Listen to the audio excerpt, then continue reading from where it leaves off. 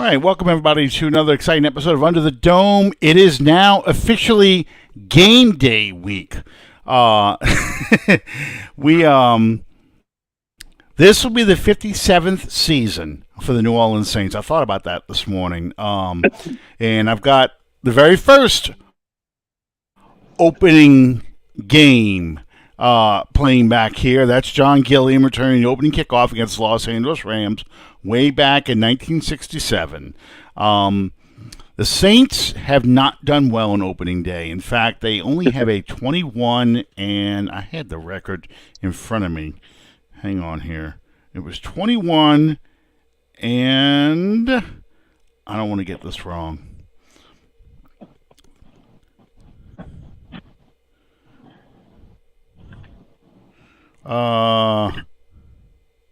21 and 35. I thought it was 35.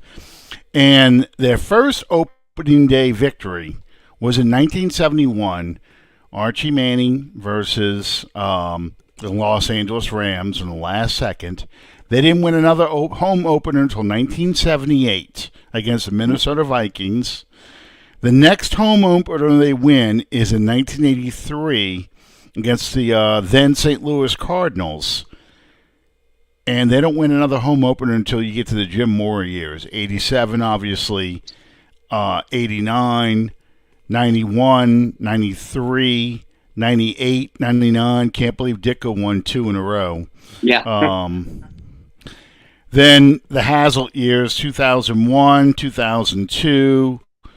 And even, I remember this, Katrina, 2005, they beat the Carolina Panthers in Carolina. Of course, Peyton started 3-0 in 2006, so he won that first game against the Cleveland Browns. 2008, of course, 2009, going 13-0. 2010, 2013, 2019, 2020, and 2021. And last year against the Falcons, 2022. So there's four in a row. That's the longest streak they've had so far. But yeah, it's opening day usually isn't very good for the Saints. Right. But it does show you, though, as they've gotten better in the 2000s, they have gotten to be a lot better on opening day. That's much more of a respectable record on opening day. But, you know, to win only one home game, two home games in the 70s, and four in the 80s is just remarkable, you know. Bob, how do you think they will do against Tennessee? I don't have it broken down by home, you know, at home versus on the road, but I can tell you that the bulk of those wins I'm looking at now are in the Dome. Or Tulane Stadium, in the case of Archie Manning back in '71. How do you feel about this game coming up? Well, I'll tell you. First of all, the Saints' record against the Titans Houston Oilers franchise, they are 6-9-1 against them. Only 2-6 at home. They've lost their last three against the Titans. The last time they beat this franchise was in the 1993 season opener, as you mentioned, when they were the Houston Oilers. Interestingly, one of the touchdowns scored by the Oilers was a fumble return by then Oilers safety Marcus Robertson, who is now the secondary coach for the New Orleans Saints. Came over in the offseason. But as far as the matchup itself, I'll be honest, I'm not impressed with this Tennessee team whatsoever. I have them, I predicted that they'd finish second in the NFC South, but that's only because that division is just awful. I don't think they'll finish with a losing record. But there's one thing about a Mike Vrabel coach team is that they will take a physical toll on you. To beat them, you have to avoid mistakes, and you have to match their physicality. Tennessee wants to run the ball down your throat. I don't expect that to change at all. As a matter of fact, not only do they have Derrick Henry, but they have a great compliment. What I think is going to be a great compliment to him by drafting Tulane running back Tajay Spears. Defensively, I'm not overly impressed with the Titans secondary. They're not extremely athletic, but they're smart. They're rangy. They're rarely out of position. And again, just like on offense, on defense, they want to beat you up. They want to take you into the trenches, and make it a slow-paced phone booth game, and just body shot after body shot. So for the Saints, who are of course going into this game without Alvin Kamara, and with backup running back, the rookie Kendre Miller banged up, and a big question whether he's even going to play. Coming off a preseason where their offensive line just was not impressive at all. It's going to be a big test for them offensively. Defensively, we know the Saints struggled against the run last year. That prompted a complete makeover of the defensive tackle spot, which I thought looked extremely good in preseason. But again, it's going to be a test for this unit, specifically the defensive tackles, but the whole defensive unit in general against the run. Because if you can't stop the run against Tennessee, it's going to be a long day. Yeah. Now that they've got Derrick Henry, Tajay Spears to go along with Derrick Henry, they've got an inside and outside game. To me, the way you stop Derrick Henry is you cannot let him square his shoulders up. You have to make him run parallel to the line of scrimmage, and you can bring him down. You got to think of him more like the old Earl Campbell. But Tajay Spears has that explosive speed to the outside. And, a lot of Saints fans are going to be watching this game and comparing Miller to Spears. And if Miller can't play because of an injured hamstring, that's just going to make it that much worse. The fans are really going to lay into the Saints every time Spears gets to the outside and gets, any kind of positive play.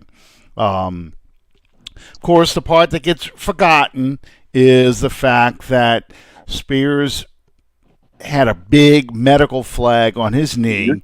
They are talking about a degenerative knee condition, something very similar to what ended. What's his name? The running back from Georgia who went on to the Rams, and he finished his career with the Falcons naturally.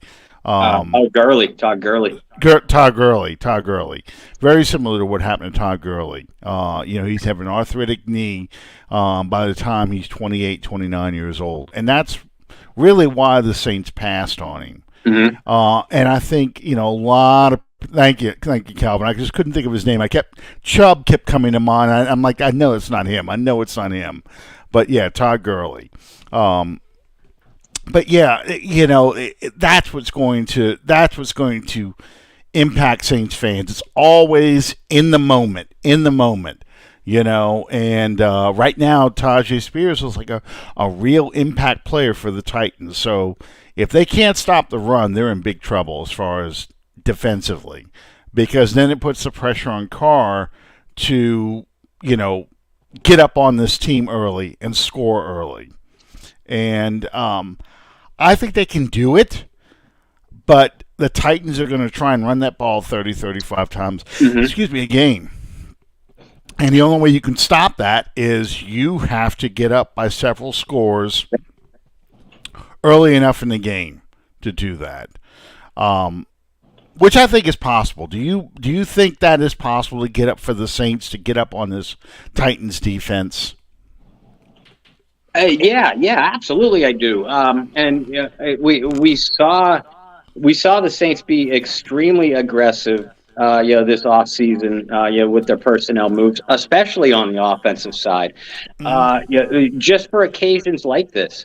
We know Dennis Allen is a defensive-minded coach. Fairly conservative, fairly close to the vest. But even when you're a defensive-minded coach, you have to, if you're intelligent, and DA is, if you're intelligent, you have to realize that if I have a balanced attack that can keep offense that can keep opposing defenses off balance, and we get up by a couple scores early, that plays right into the hands of what I want to do defensively.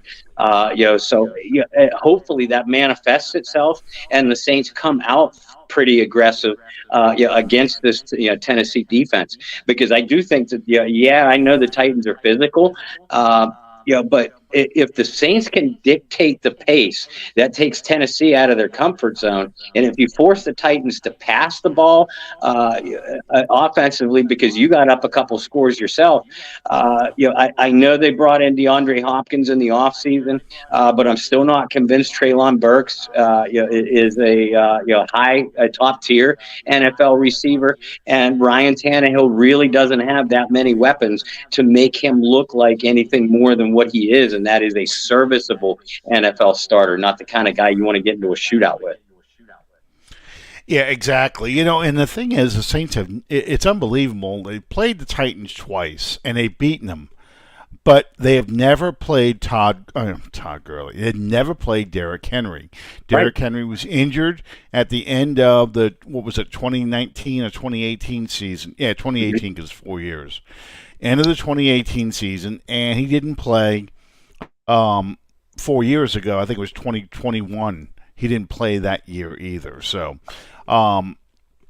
it'll be interesting to see how the Saints attack this. The good news is it sounds like the defensive tackles are much more yeah, mine too. And you look at some of these other teams in the league, and they act like they're the only team out there that's got problems like this, but we'll talk more about that in a minute. But if you listen and you look at these defensive tackles they brought in guys who are fast, who are a little bit lighter, but can run much better sideline to sideline. And I think that's huge when it comes to dealing with a guy like Todd Gurley and the outside running of Tajay Spears. I really feel like this is going to be the game that the Saints defensive line starts showing some dividends early. I'm not as optimistic about the linebacker and secondary as I am, honestly, about the defensive line, because Tannehill's not a mobile quarterback. This is not a quarterback who has a quick release and can, make you pay if you blitz him. I think that this is going to be something where you see the defensive line really trying to dominate the Titans' offensive line. Alan, Jordy Hultberg on his show earlier today, asked me this question, so I want to pose it to you, schematically. We know that Dennis Allen prefers, to employ two linebackers, in this case, Demario Davis and Pete Werner, in most situations, and have an extra defensive back. And that makes sense too, most of the time, especially when you have three cornerbacks like Marshawn Lattimore, Paulson Adebo, Alontae Taylor. But knowing what we know about the Titans and how they want to attack you, would this be a game where you can see a guy like Zach Bond getting more defensive snaps? Not Zach Bond. I expect to see Jalen Smith get pulled up this week from the practice squad and put on the active roster, because they'll go to three linebackers. Zach Bond's position on this team is special teams right now. He is kick return and punt return guy, because he has speed. They only have five linebackers. DeMarco Jackson is listed as a backup as the Mike and as the Sam. I think this is the week that you pull up a guy like Jalen Smith and you play three linebackers as your base defense, more so than your nickel, big nickel with a safety. That doesn't mean they won't do it, but we just were talking about the passing attack for the Titans. This is not a kind of game where you're really going to have to worry about a matchup with a slot guy. Your outside corners can handle this. This is more of a game. People were really surprised that Reggie Roby. My God, where did I get that name from? Talking about punters, Right. But this is the kind of game where Alontae Taylor was chosen to be the slot guy because he's a much better tackler and much more physical guy than Roby, the cornerback they let go, who did not get picked up by anybody, by the way, Right. that was interesting. A lot of fans were like, well, how come they didn't trade him? How come they didn't trade him? Well, evidently, not many people were very interested in him because they didn't even take him for free. So that's just, again, we're talking about Saints fans working your nerves, Calvin. That's a typical example. Shaq Davis. Oh, they can't let him go.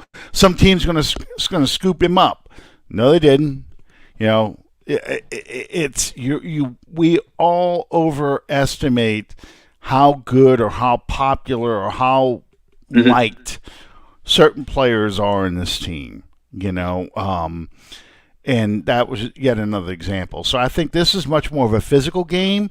That's why I think they go to a more base 3 linebacker set. I know it was a very long-winded answer to your question, but no, you know what? You opened a window that I didn't necessarily think of, at least right away when Jordy asked me. I responded specifically to his question about Bond, but Jalen Smith makes certainly a lot more sense, both schematically and from a skill level. And folks, this is an important factor to remember too. This year, especially early in the season. One of the major practice squad rules that the NFL has changed is that you can activate one of your up to 2 of your practice squad players on game day, whereas in years past you had to promote, elevate them to the active roster by Friday, and then make a decision on game day whether you wanted to them to be a game day inactive or not. So they can hypothetically they could do that with a Jalen Smith or anybody else on their 16-player practice squad. Up to 90 minutes before kickoff when they declare their game day inactive. And just as importantly, if they decide or if they don't necessarily want Jalen on the active 53 immediately after, they don't have to release him and hope he clears waivers to bring him back to the practice squad. They could just put him right back down without another team necessarily having to having the opportunity to poach him away. Absolutely. And I'm glad you brought that part up because that is important for people to understand. They couldn't understand why they released him in the first place.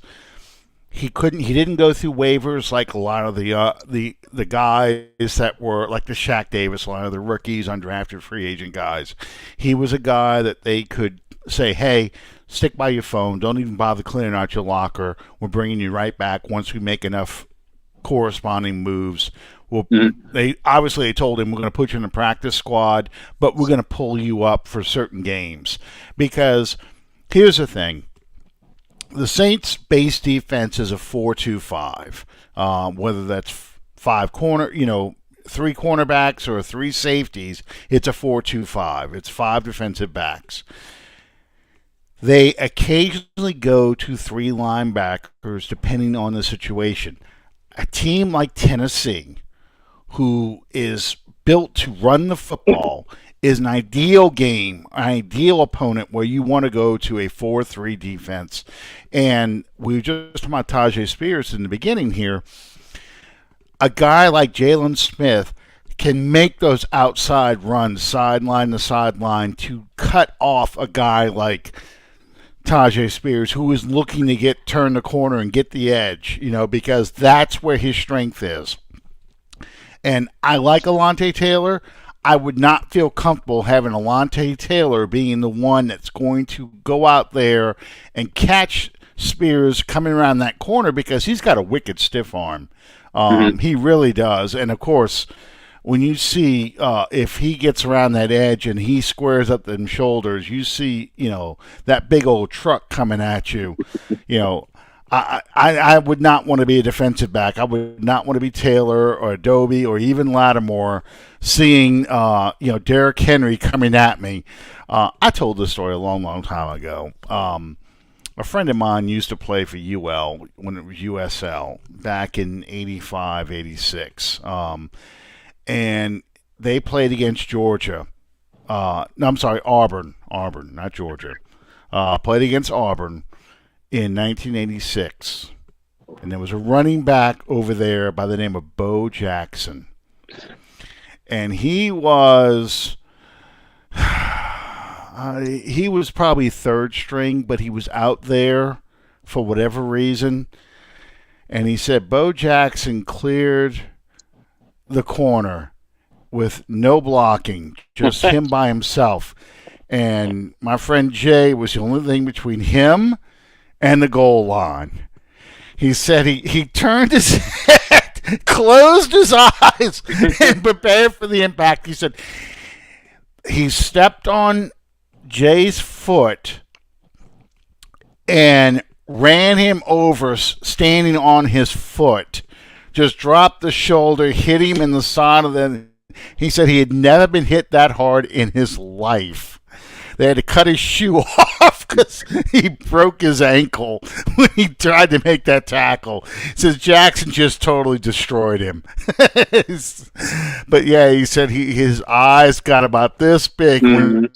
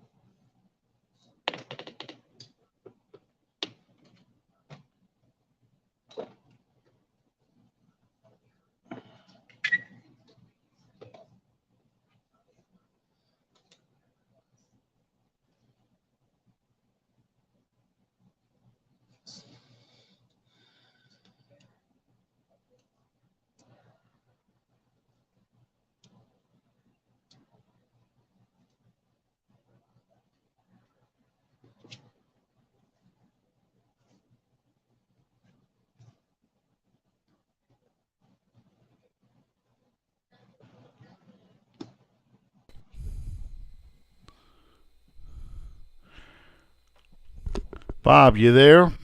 Yeah. All right. I have no idea what just happened. It was like my chair pinched this cable, and I had to get out of the studio and jump back in again to get it to come on. So sorry about that, everybody. Um, anyway, yeah. So that was interesting. So again, wrapping up that story, I feel like this is the game that Jalen Smith would be best used for. And of course, I'm saying all this.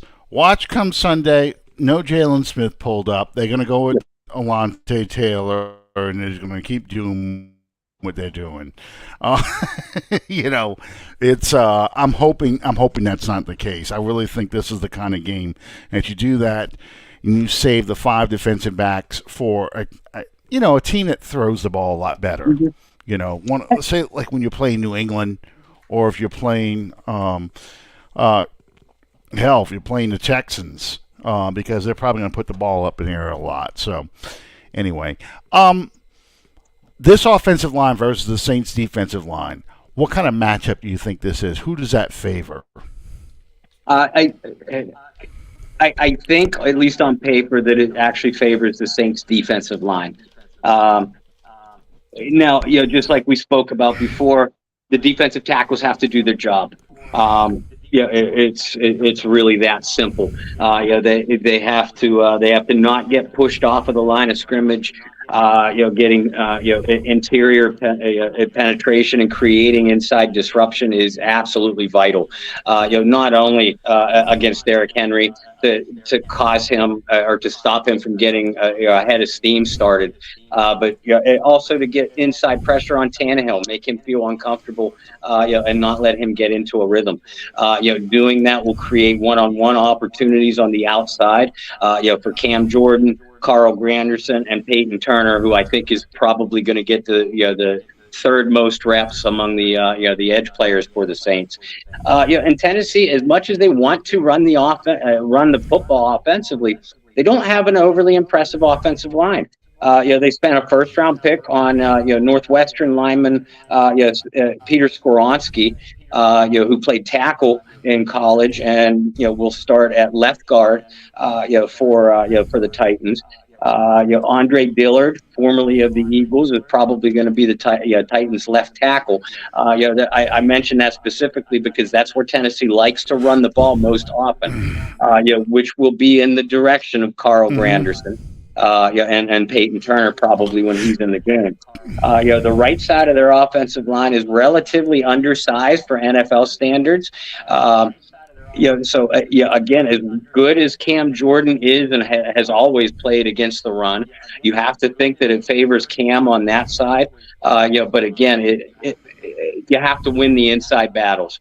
Breeze, Kalen Saunders, Nate Shepard, Malcolm Roach, they have to win those battles. And based off of what we saw in the preseason with those four players, it's all that's also important to know. Because the Saints are going to be able to rotate those guys in and out, which greatly decreases the chances of them wearing down late in the game, especially when the starters in the NFL now they really don't see very many reps at all during the preseason. So conditioning could also be a factor in the fourth quarter. Well, I'm glad you brought that up and Jimmy Gumbo, I do want to address Taysom in a minute, but I'm glad you brought that up because one of the things that's really bad about the beginning of every season now, because training camp is so limited on padded practices, and they really don't practice fundamentals like tackling and things like that. Tackling generally tends to be sloppy. Do you think that we're going to have that kind of problem with the team this year, that they may be a little sloppy, some conditioning issues because they have not been out there long enough during the regular season?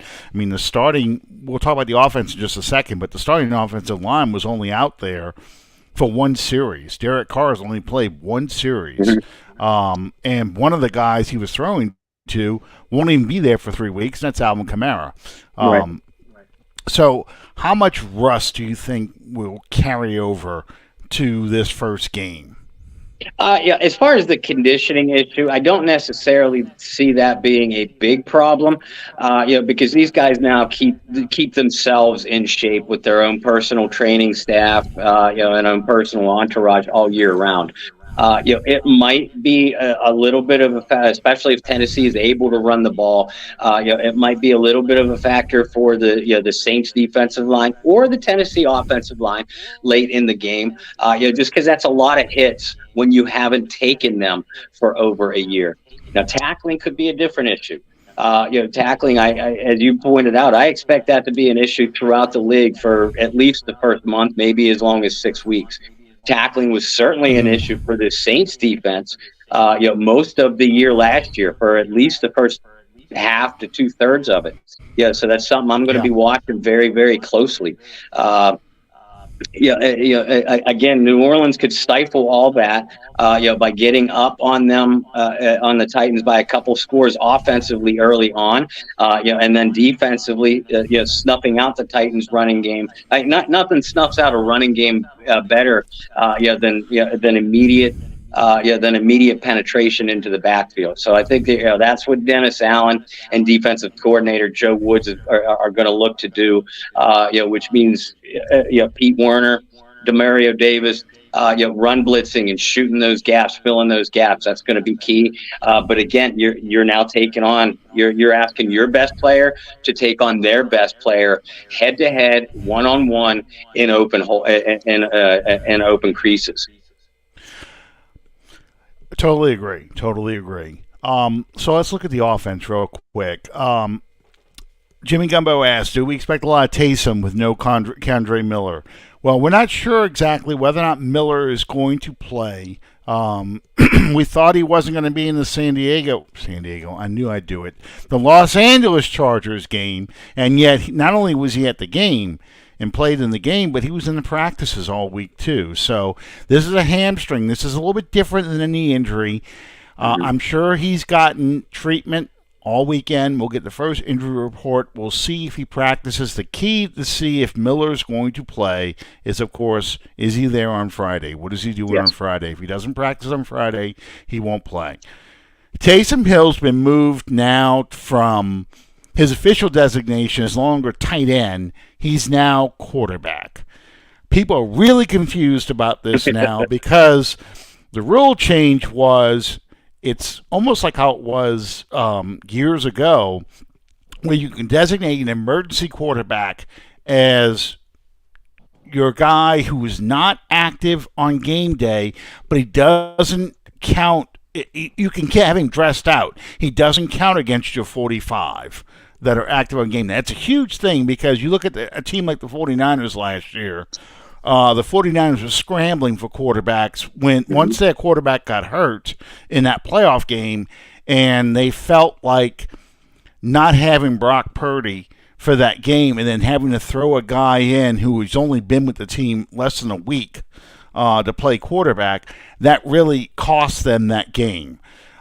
This way, you will have an emergency guy available if you lose your starter and the backups that are active on game day. Now, explain to the public, Bob, if you can, why they moved Taysom Hill to quarterback. What does that mean on this team? What that's going to do, that's going to actually allow the Saints to activate an extra player. As you just alluded to, it's going to allow the Saints to activate an extra player, on the game day roster. But at the same time, if you look closely, Taysom Hill is still listed on the tight end depth chart. Therefore, Taysom is not just going to have to, not going to be forced to sit on the sidelines, with helmet in hand. Waiting to see if, knock on wood, Derek Carr and Jameis Winston get hurt before he comes into the game.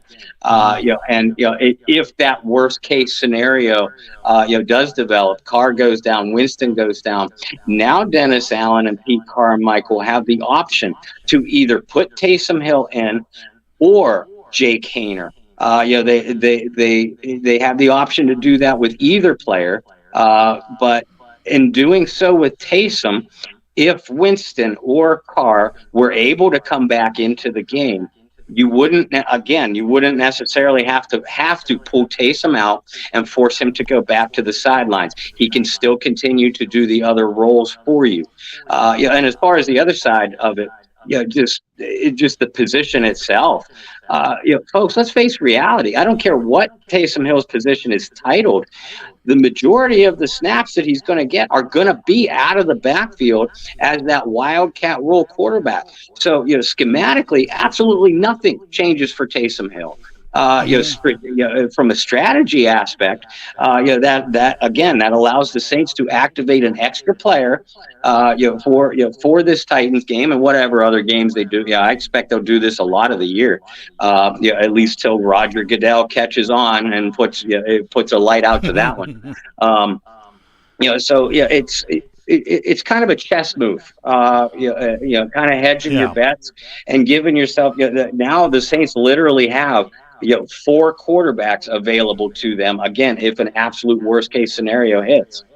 Right. And that was the thing I wanted to get across. It doesn't change. It's a procedural roster, game day roster move, more so than an actual designation to say, okay, well, now Taysom is going to be strictly quarterback. I do expect to see him running short yardage stuff. I do expect him to run a lot of the trick plays they like to run. I expect to see him as a receiver. I expect to see him as a tight end. I expect to see him as a gunner. I expect to see him on kickoff returns. All that stuff.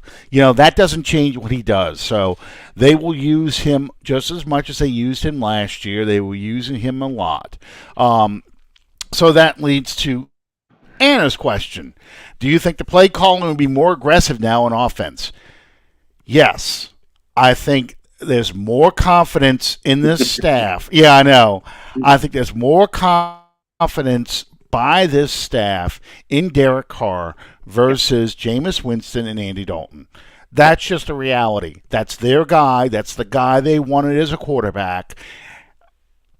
They're going to run. They brought in Gruden several times to run plays that are to Carr's strength. And you've got a healthy Michael Thomas for this week. You got a healthy Michael Thomas. You got Chris Olave. He looks like he's about to explode on the scene. You got Juwan Johnson, who all we've heard all camp is how he and Carr are developing this chemistry. You've got Fabian Monroe. You've got Jimmy Graham. You've got a lot more weapons. You've got Jamal Williams. A lot more weapons on this team compared to last year. Last year, we really didn't know what we were going to have. Rashid Shaheed wasn't even on the team yet as a player. I think he was on a practice squad.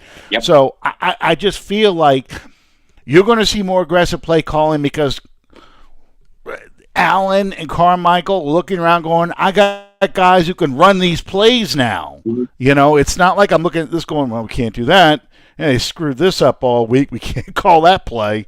Oh, they couldn't execute that. We can't run that one. We can only run about these 4 or 5 plays because it's the only thing these guys have been able to do consistently. But the key is the offensive line. So that's where I want to go next. The offensive line versus Tennessee's defense.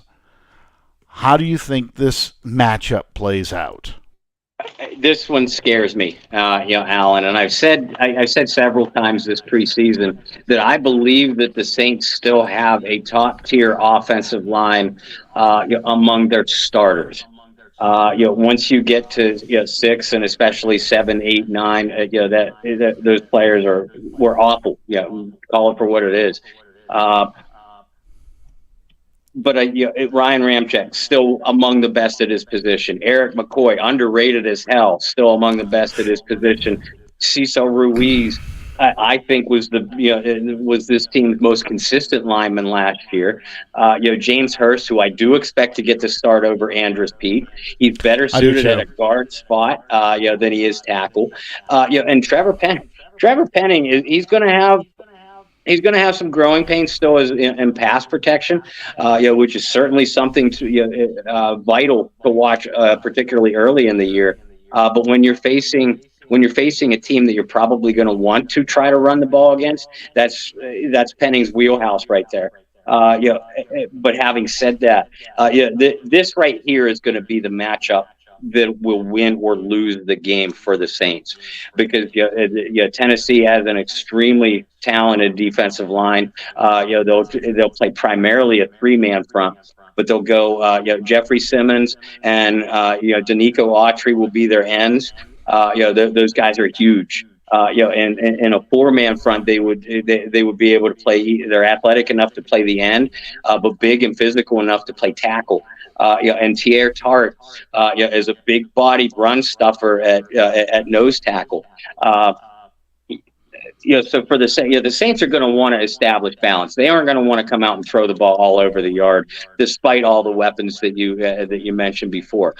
They want to establish balance because A, that's your best chance for success, and B, that's who Dennis Allen is. That's who what Dennis Allen wants this team to be. So to be balanced, you got to be able to run the ball.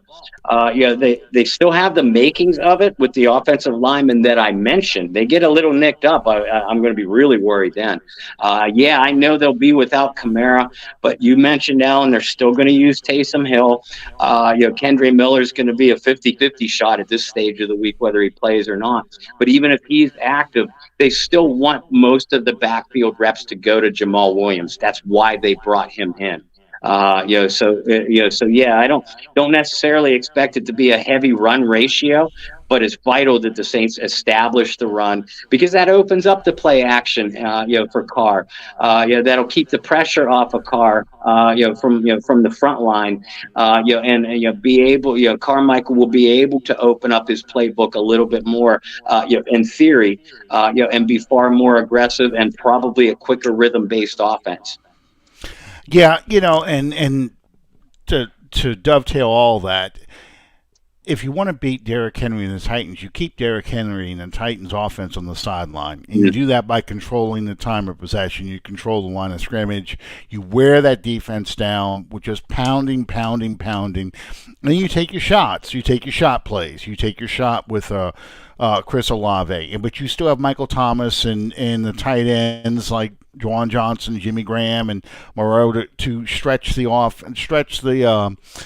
middle of the field and get those first downs and just move the chains. Long 12-play drives that result in touchdowns. So that leads us with Derek Carr.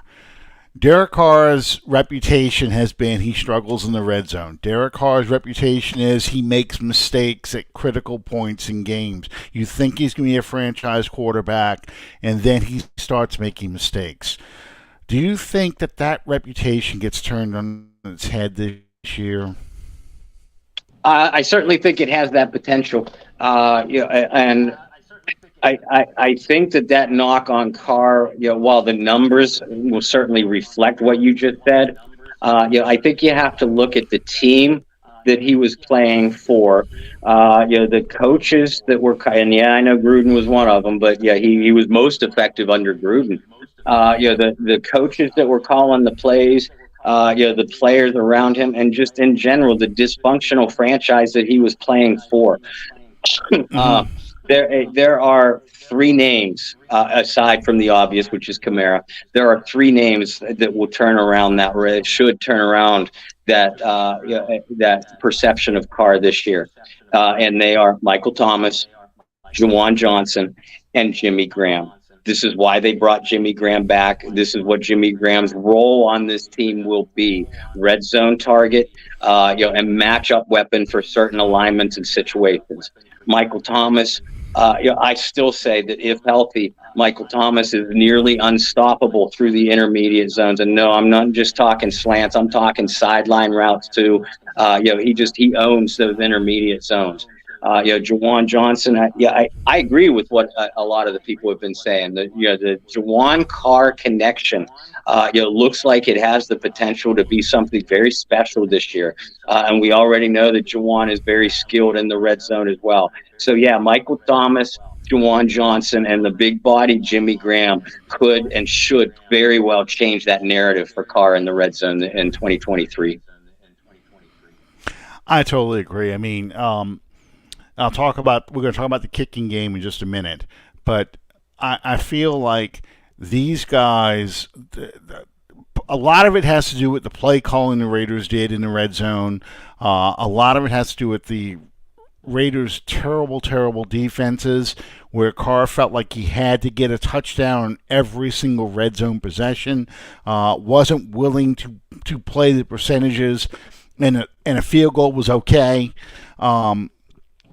And I think the lack of consistent red zone weapons. I mean, you had Josh Jacobs, who is one of my favorite running backs in the NFL. It's a shame he's stuck with the Raiders.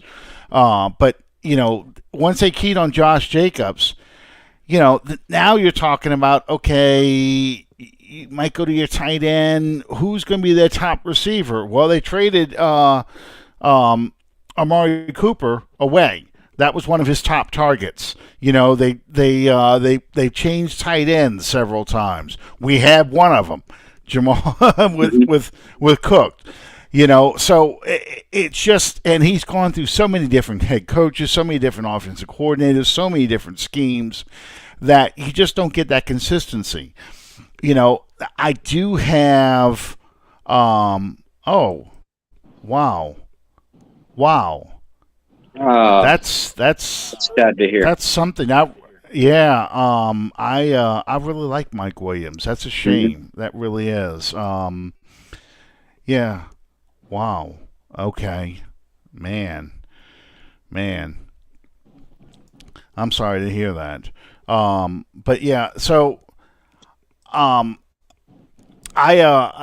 kind of lost my train of thought just seeing that. But I think that the narrative does change this year. In fact, I'm not going to call him comeback player of the year, but I think he's going to be in that conversation because I think he'll have one of his best years as a Saint. I feel far more confident than say when the Saints got Richard Todd, who was near the end of his career when they brought him in, and Kenny Stabler and the guys that we're seeing behind us right now. But anyway, yeah, I just feel like that narrative will get turned around because he's on a better coaching staff, a system that we know works that benefits these quarterbacks. I mean, it lost in all this talk last year about how bad the offense was. We forget Andy Dalton had a career year as far as completion percentage and accuracy and things like that. He just threw a lot of damn interceptions. Yeah. I think Carr's an upgrade from that. So it'll be, and I think he's far more consistent than Jameis Winston, who is up and down, and we've talked about him 1,000 times. But yeah, he's one of those guys. I think that the thing I saw on Twitter was best. If Jameis Winston ran a daycare, either your kid is dead or he speaks Mandarin Chinese. There's no middle ground. There's no middle ground with that, and I think it's an extreme example, but it is an example. You get the highs and the lows, extreme highs and extreme lows, and that led to what we saw last year on opening day, where for 3 quarters the Saints' offense looks putrid. Mm-hmm. The Falcons go to a zone defense for whatever reason. I guess they felt like they had this game in hand. Jameis gets hot. He ate it up, and he basically won the game. And it became the biggest, largest comeback by a winning comeback by a Saints quarterback in franchise history. Jameis 1-on-1 will never let you forget that either. So let's talk a little bit about the kicking game because that's really a shame. That's really a shame about Mike Williams. Let's talk about this kicking game because we've gone with a 30-year-old punter rookie, and we talked about last week. They went with Blake Grupe over Will Lutz, and they traded Will Lutz, in fact, to the Denver Broncos, who, like Bum Phillips, that's now officially New Orleans West. I got to remember to call them that, New Orleans West Broncos. How confident do you feel in those two players? Kicking.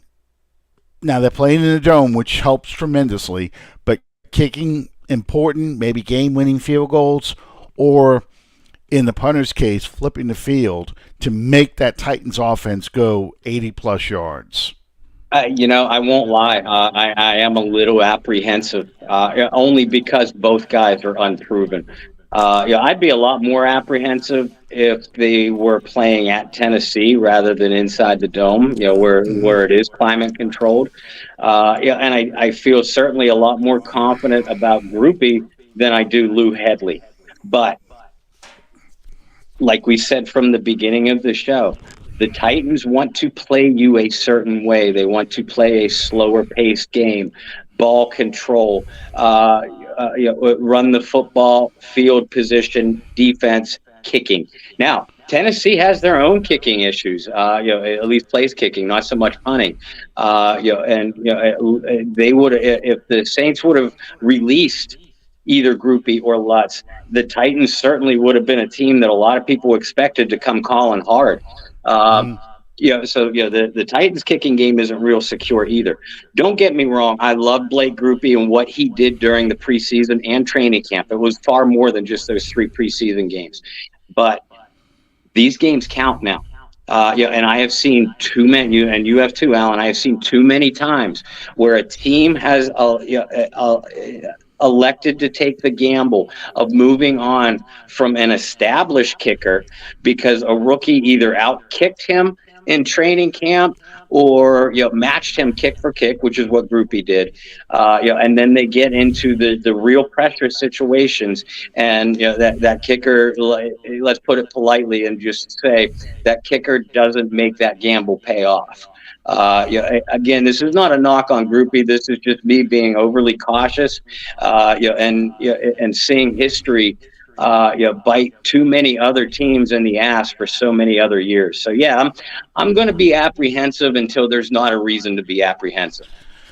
I am too. One of the things that I watched and I heard about the reason why they went with Headley as opposed to Gillikin is he's an Australian rules kicker. Now, in college football, that means you can run to the side and kick from the side. You don't have to stay in the so-called tackle box to make your kicks. Oh, wait, hang on. I can relate to this guy. Every time I see this thing, I can relate to this guy. But anyway, yes, this is, speaking of kicking games, this is Mike Lansford kicking the Saints out of the playoffs in 1983. Fortunately, the Redskins blew out the Rams that next week in the wild card round. I think it was like 40-3 or something ridiculous like that. I mean, they really took it to them. Of course, 83, that was the year they played they were the highest scoring offense in the NFL. NFL history. NFL history, yes, you're right. And they played the Oakland Raiders, or Los Angeles Raiders in the old Big Sombrero, Tampa Stadium, Black Sunday. That was the Super Bowl that the Raiders won, the last Super Bowl they won, when Marcus Allen had the big run, and Jack Squirick picked off Joe Theismann for a touchdown. So, but yeah, I guess we were kind of spared that. But yeah, we would have liked to have had a winning season in '83, just to get that monkey off your back. But yeah, kicking games are. The kicking game will be incredibly important. Here's, speaking of the Tennessee Titans, this is the old Houston Oilers game from 1983 right here. I am very nervous about the punting because Headley didn't so much win the job as they just kind of chose to go with him over Gillikin. Yeah. They were both just inconsistent. I kind of feel good about Group A. I know that's a tough thing to say because I've seen too many times in the past the Saints let veteran kickers go. John Carney is probably the most recent example. But, John Carney getting let go in favor of somebody with a stronger leg, and you miss that consistency. This kid looks like he's an NFL kicker. This kid looks like he's got the confidence to do what he needs to do to win a ball game. I think that he is going to be able to make these key kicks. But you got to prove it. You got to, we're Missouri right now. You got to show me. You got to show me you can do it. And until he shows me, it's still going to be something that's going to be a scary, scary moment every time they go out there to kick. Intangibles. Coaching. Dennis Allen versus Mike Vrabel. Mike Vrabel's brought the Titans to the playoffs several times. He had the number one seed just a few years ago. Mm-hmm. But he's never been able to get it over the hump. And some people are really questioning, does he have what it takes to get this team over the hump? How would you match up the coaching? If you're asking me which head coach I'd rather have for my team, I'd actually rather have Mike Vrabel. Only because he has proven it. He's won a lot more games than what Dennis Allen has. But they both have a similar mentality. So while the experience I certainly give to Vrabel, strategy-wise, you're going to see a similar mentality out of each guy. Frankly, I think both coaches are in a position where if their team doesn't get off to a solid start, their seats start. Their job security starts to get very uneasy very quickly. Now, I don't see either Tennessee or New Orleans making a move at mid-season if the team gets off, their respective teams get off to a slow start. But I do see each situation potentially unraveling, if they get off to a slow start. So yeah, I got to believe that both coaches are feeling this pressure. In New Orleans' case, it's after an aggressive offseason because this front office and staff believes that their championship window is still open. And in Tennessee's case, you don't know what direction you're going in. You've lost a lot of players, over the last couple of years, and you've not really replenished them, through the draft or anything else. There's no real direction that I see with Tennessee. Coaching, I'll give the edge to Vrabel, but I don't think it's enough to really tilt the scale significantly one way or another. And I'm glad you said that because I do see these coaches as mirror images of each other. They both want to play tough physical games, win with defense, win with your special teams, win with a running game. We'll take shots when needed in the passing game. I think Carmichael's a better offensive coordinator than whoever Tennessee has, only because Tennessee's best passing weapon they traded to Philadelphia a year ago in A.J. Brown because they didn't want to pay him. That decision looks like it backfired on the Titans, and it's one of the reasons why there's so much heat on Vrabel because they watched A.J. Brown be a damn thing, make Jalen Hurts a legitimate NFL quarterback and got the Eagles to the Super Bowl. And fans remember that. They see that. And just like the NFC South, the AFC South is pretty weak. Yes, you have an up-and-coming team with the Jacksonville Jaguars, but you don't know for sure. We've seen Jacksonville come up before. Maybe we're a one-hit wonder. We don't know. But the Colts have faded.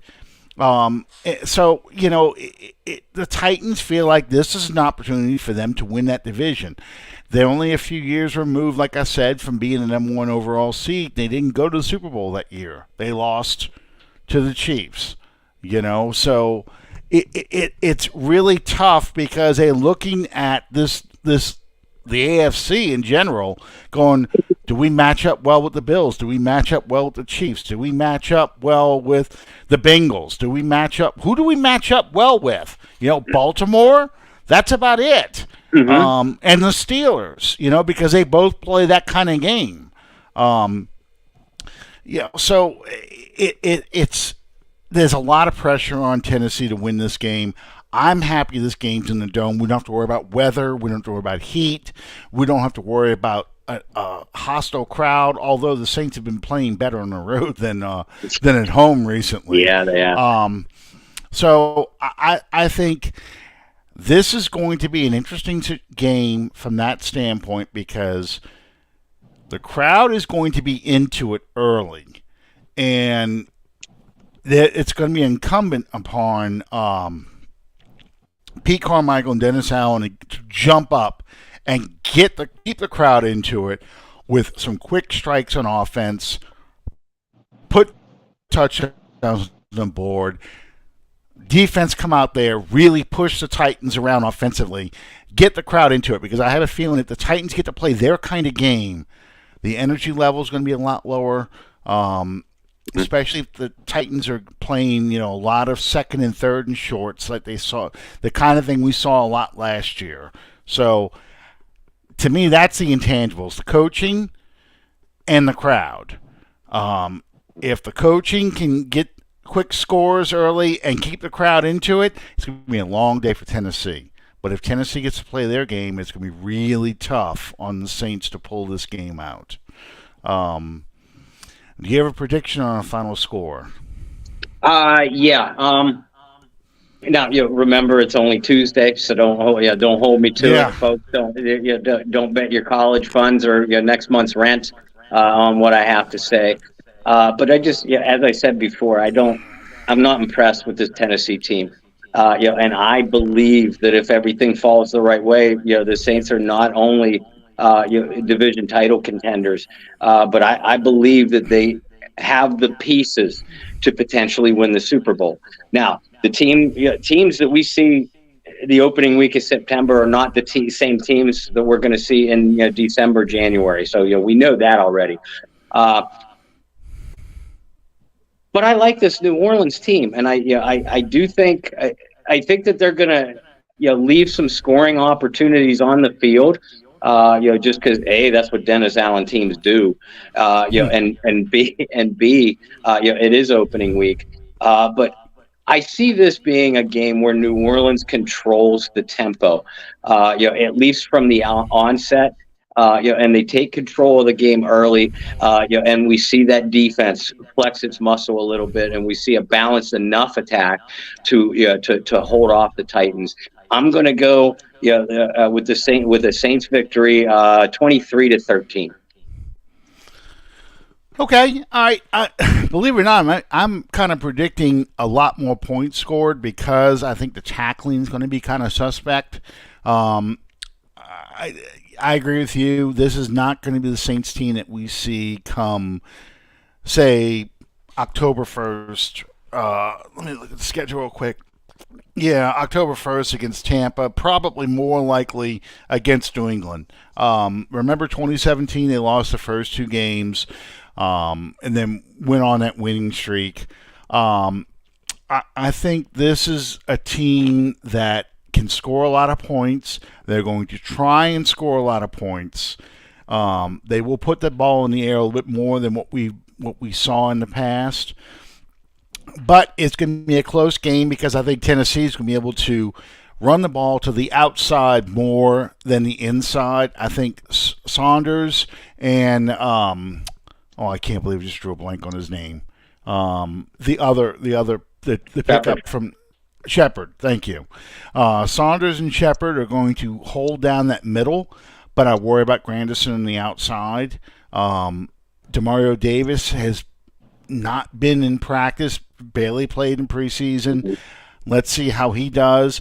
If they don't activate Jalen Smith, I'm a little nervous on that too. So if they can get that outside game running, I think Tennessee scores some points. So I'm going to say something like 34-31, where we're going to have to wait for Group A to kick us a game winner. And I have a feeling the Saints even will be down at some point. And this is going to be a big challenge for Carr to lead a comeback. I could be totally wrong. Again, we'll see what happens come Thursday and Friday. But right now, I'm nervous about Miller not being there. I'm nervous about Marshawn Lattimore. How healthy is he back in the game? I'm nervous about that offensive line. How well do they control that line of scrimmage? How well do they pass protect? And I'm worried that he may try that. A lot of teams are going to realize he's going to try and throw to Juwan Johnson, and they're going to be sitting there waiting for those passes. So Carr's got to make great decisions. Don't lock into a guy. All that said, I think they have too much offense for the Tennessee defense. Yeah. That's why I just lean that way. I think they've got too many weapons to have a better game in the second half once the team kind of gets their feet under them. I'm hoping that they lose a toss. I like when the Saints lose the toss. This is weird, but I do. I like when they lose a toss and they get the ball in the second half because I think Tennessee will probably want to take the ball first in offense and run Derrick Henry. But if they do win the toss, I want them to defer because I love the twofer. A lot of teams have figured out the twofer. But I want to see that twofer where we get that ball right before the end of the first half, score, get the opening half possession, score again. And now suddenly you've gone from, say, 3 up to now you're 7 down or 11 down. That's what I like seeing. And Anna, we are loaded. I don't know how well that's going to show up in that first couple of weeks. But I think by the time we get to Tampa, New England, the Texans, I think that's when you're going to really start seeing those plays happen. all those weapons start coming into fruition, especially once Kamara gets back, because I think Kamara is going to be huge here. Really. Yeah. We must be getting towards the end because it keeps kicking me out. So, Bob, what do you have going on the Bayou Blitz?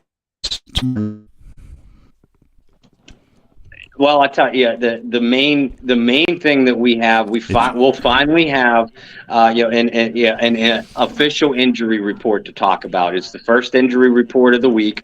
We'll publish it earlier in the day on the Saints News Network. John Hendricks usually takes care of that. Yep. So we'll have a better idea about Kendre Miller, and Marshawn Lattimore, who, as you pointed out earlier, Marshawn did return to practice, today, which is crucial, I think.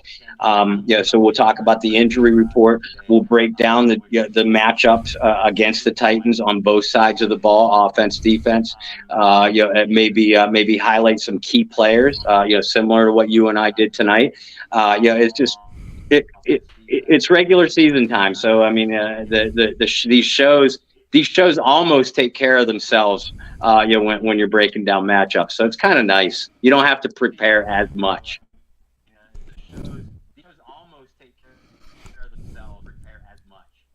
Absolutely. Well, like I said, I'm getting internet trouble, so it must mean I got to get off the air. Thank you guys for joining us. And, next week, like Bob said, these shows start writing themselves now. We'll have a game to talk about. We'll break down what went right, what went wrong against the Tennessee Titans, and then we'll preview the Monday night matchup between the Carolina Panthers and the Saints in Carolina. Huge game, first divisional game. Dennis Allen actually has the best record of all Saints head coaches on opening day. He's 1-0. He won last year. Let's see if he can make it 2-0. I think he will. In the meantime, thank you guys for joining us. We'll see you next time on Under the Dome. Good night, everybody. Good night.